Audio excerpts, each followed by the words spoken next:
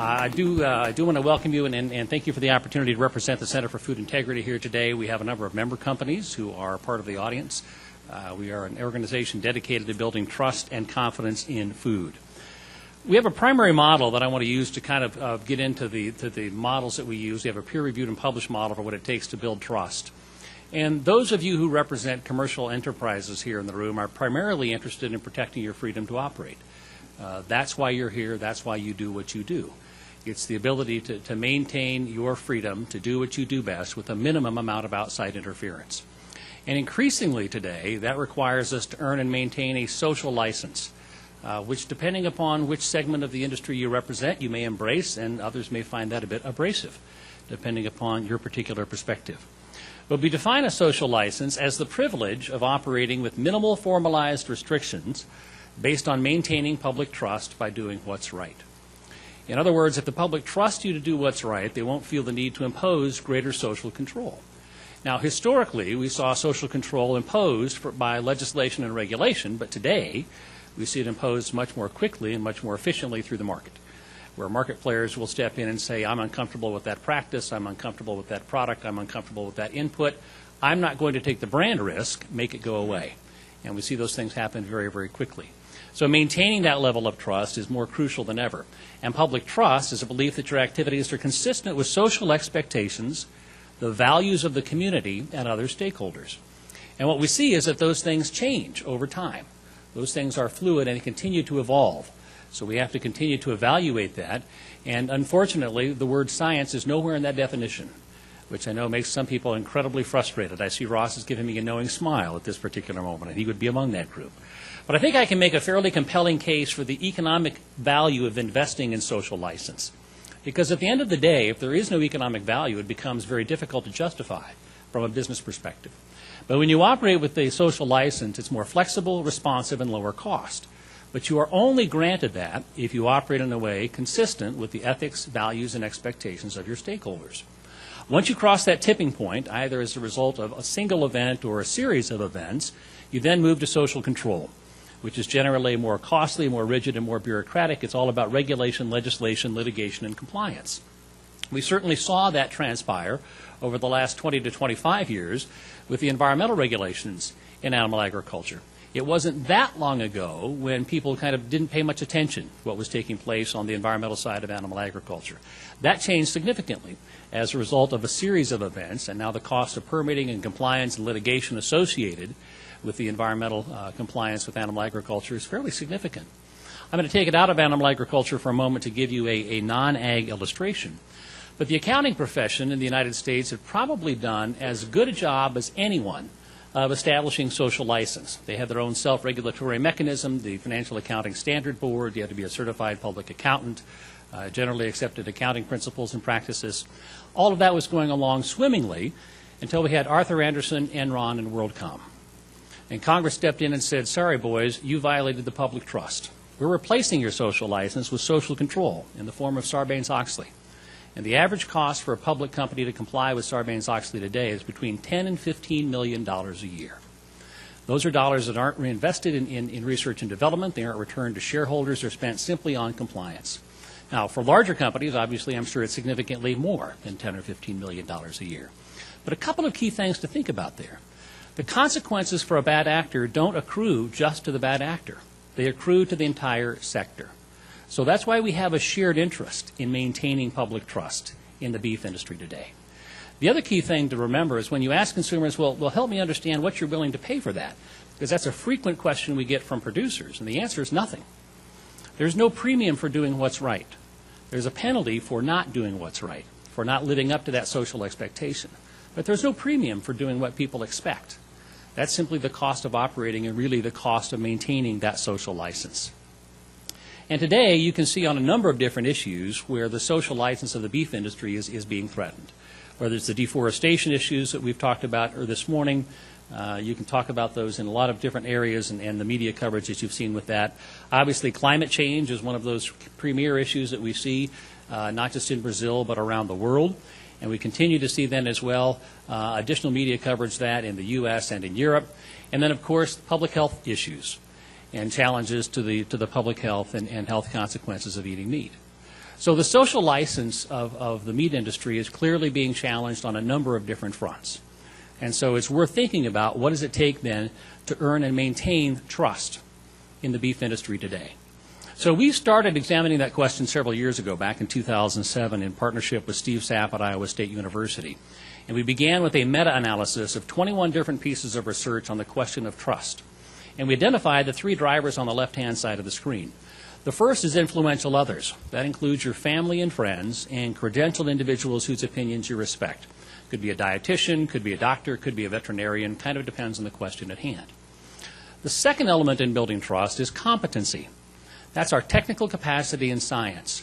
Now, historically, that's where we've spent most of our time talking about who we are and what we do in agriculture. We've operated under the assumption that the social decision-making process is logical and rational. And if we simply give people the right information, they'll come to our side of the argument. And if they've not yet come to our side of the argument, we'll go get some more science. And if they've still not come to our side of the argument, we'll go get some more science. And we repeat that cycle over and over and over again, believing that it's science that will ultimately win the day. The third element in building trust is confidence, or the perception of shared values and ethics. Can I count on you to do what's right? So once we identified those three, we then surveyed 6,000 U.S. consumers over the course of 3 years, asking them questions about food safety, on-farm animal care, sustainability, a whole range of different issues. And what we discovered in that research was that shared values, or confidence, is 3 to 5 times more important in demonstrating competency in building trust. So that turned our historical model exactly on its head. Because what it helps us understand is that people really don't care how much we know until they know how much we care. And as we've changed in size and scale and our use of technology, their skepticism and concern about who we are and how we operate is significant. And that research, by the way, has been peer-reviewed and published. So we now have a peer-reviewed and published model that talks about what it takes to build trust in today's environment. I'm going to shift gears here a little bit and talk about Kohlberg's moral hierarchy. And despite what you might think by looking at his picture, he was not a fashion model. He was a brilliant social psychologist in the 1960s, studied at the University of Chicago, and spent his entire career studying ethical decision-making. When people are faced with an ethical or a moral dilemma, what's the context in which they consider the question, and how do they go about making that decision? And he actually conducted this research around the world. And I want to use it to provide a context for how sometimes we unintentionally undermine our own credibility simply by how we talk about who we are and what we do. So the first level is pre-conventional level, direct impact on me, punishment and obedience. I'm going to clean my room because if I don't, Mom's going to be mad at me. Personal rewards orientation. What's in it for me? Then you move to the conventional societal expectations, the good boy, nice girl orientation. What will people think about me or say about me based on what I do? The law and order orientation. I'll be in compliance. Compliance certainly should be sufficient. Then post-conventional principle-driven social contract, what's in the best interest of the group. And then finally a commitment to universal ethical principles. So have you ever heard anyone in the beef industry say, well, of course we take care of the cattle and land because that maximizes productivity and our ROI? Right? Perfect. The only problem is it implies that if something else maximizes productivity and ROI, we'll do that. Because the motivation for doing what we're doing is maximizing productivity and ROI, not because it's the right thing to do. Or we say, look, we're in compliance with all environmental and food safety laws and regulations. Surely compliance should be sufficient. Leave us alone. Or as food producers, are we willing to say, we recognize we have an ethical obligation to people and the planet to produce beef responsibly and to help keep food safe? Now, here's the cool thing about Kohlberg's model. If you're doing the right things for the right reasons, it costs you nothing to move from the bottom to the top, because you're already engaged in those activities. You don't have to change your SOPs. You don't have to make any capital investments. You have to change how you think and how you communicate. But if the ethical high ground belongs to you, then claim it. Don't talk about what you're doing only because it's the economically important thing for you to do. If you're doing the right things for the right reasons, then claim the ethical high ground.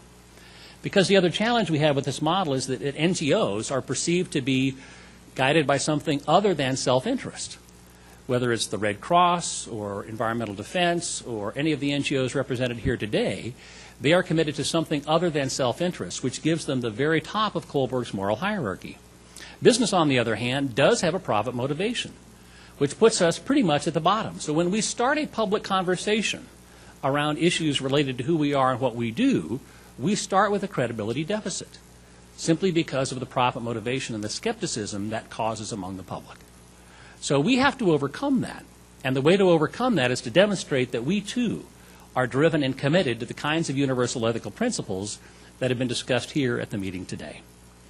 So when we talk about a sustainable balance, it's very similar to what you've heard over the last day here, and of course one of the guiding principles for GRSB. But we use the triangle as illustration for that because of its structural integrity. But where you talk about social, we talk about ethical. And we talk about ethical because really that's the foundation for our research, and it has to be then the foundation for this triangle. Can we communicate that we truly understand and are committed to the values important to consumers, things like compassion, responsibility, respect, fairness, and truth? We don't abandon science. We cannot. We need the objective, measurable, repeatable data to prove the claims we're making, and as we've all talked about, if you're not economically viable, you're not truly sustainable. But here's where we've tended to get the public conversation confused. Most of the questions today come at the base of the triangle.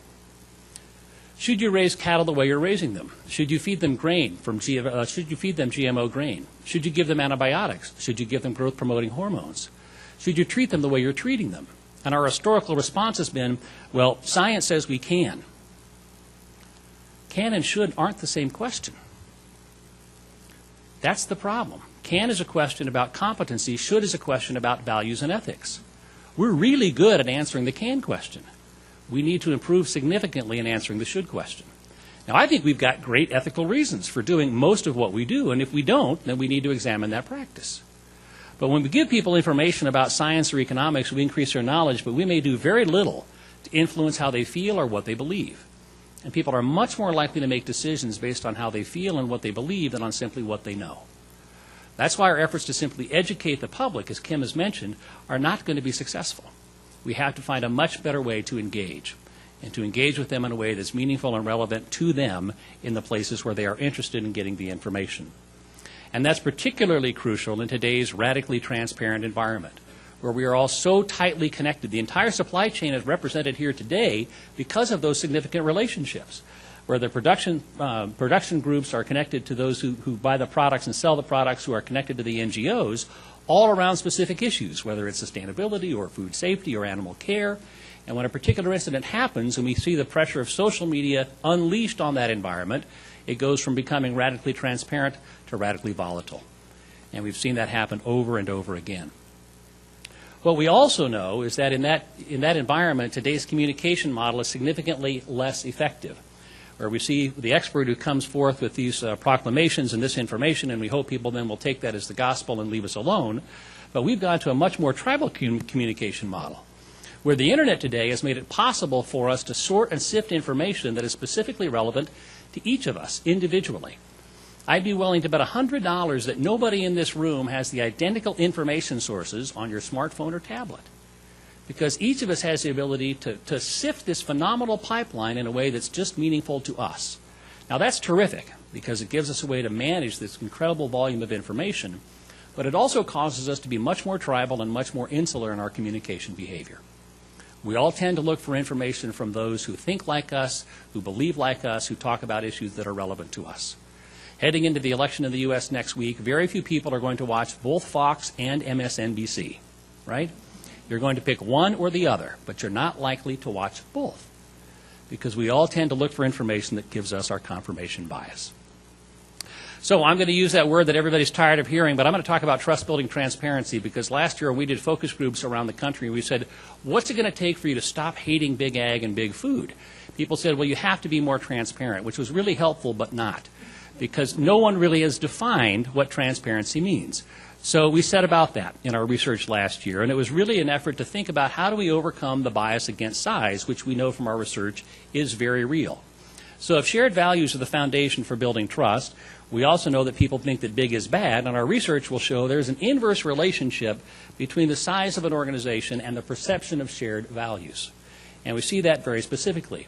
When we ask people to rate their level of agreement with various statements, we can see here that 31% strongly agree that a small food company is likely to put their interest ahead of my interest, while 53% strongly agree that a large food company will put their interest ahead of my interest. 28% strongly agree that small farms are likely to put their interest ahead of my interest, while 48% strongly agree that large farms are likely to put their interest ahead of my interest. And when we ask consumers, help us understand that, they said, well, the larger the company, the more likely we believe they are that somebody in that organization is going to put profit ahead of public interest. Somebody's likely to take a shortcut to make their quarterly numbers, to get a bonus, to make something look good. But the larger the organization, the more likely we believe it is that somebody is going to put profit ahead of public interest. And that becomes the bias that we have to overcome. So we then did some secondary research again and identified 7 key elements to building transparency, and then took 33 different attributes of those and tested those to come up with what we hope is a helpful definition of transparency. First is motivation. Act in a manner that is ethical and consistent with stakeholder interest. Show you understand and appreciate issues and take action that demonstrates that you put public interest ahead of self-interest. I want to be clear that no one in our qualitative groups had a problem with companies being profitable. They want you to be profitable. They want you to be profitable so you can continue to contribute to their 401ks and their retirement plans and everything else. They get that. They want business to be profitable. Disclosure, share information important to stakeholders, both positive and negative, even if it might be damaging. Make it easy to find, helpful in making informed decisions, easy to understand, and timely. Stakeholder participation, ask those interested in your activities and impact for input. Make it easy to provide, acknowledge it's been received, and explain how and why you make decisions. This is not rocket science. People know you're not always going to make decisions with which they agree, but they want to have voice. So give them the opportunity to provide input, acknowledge that it's been received, and then explain how and why you make your decisions. It goes a long way to alleviating angst. Number 4, relevance.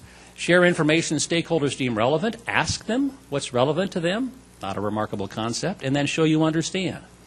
Clarity. Share information that is easily understood. Credibility. Admit mistakes, apologize, accept responsibility, engage critics, share plans for corrective action, demonstrate you genuinely care, and present more than one side of controversial issues. This is not terribly difficult, and I think we've seen people do this over time that have done it very, very well. Maple Leaf, in their recall several years ago, I think was a classic illustration of a company that it did extremely well in a very difficult situation. And then accuracy, share information that is truthful, objective, reliable, and complete. There's a difference between being honest and being forthcoming. People want us to be forthcoming, not just honest. And that's an important distinction. So those 7 elements are crucially important to demonstrating meaningful, authentic transparency, which can go a long way in building trust. So in conclusion, our new reality, the social decision-making process is complex and multidimensional. It's not easy. It's not going to be easy. It's going to get more complicated. Decisions, unfortunately, are not made on facts and rational thought alone. Mistrust of institutions has become the social norm. There's a growing trend of questioning motives and data of experts. And tribal communication and their relational expertise, as was mentioned, who is that expert within my social system, influences trusted sources and messages. So what are the implications for you? First, who you are is as important as what you know. So being able to relate and make that connection with people based on your values is significantly more important, actually, than what you know, because communicating those shared values makes that technical information more relevant and more accessible. Embrace skepticism. It's not personal. It's a social condition. We've been conditioned to be skeptical about institutions. It's okay. And skepticism is also the fuel for scientific discovery. The public wants information from academics, but they don't want academic information. We have to continue to translate PhD to ADD and make sure that it's accessible, meaningful, and relevant if we're going to be successful. And accept the fact that transparency is no longer optional. When anybody who has a cell phone can be a cinematographer, you really have to assume someone is watching everything you do all the time and operate accordingly, because that authentic transparency is the path to building trust in science and technology, in agriculture and food. So what are the 3 things you can do?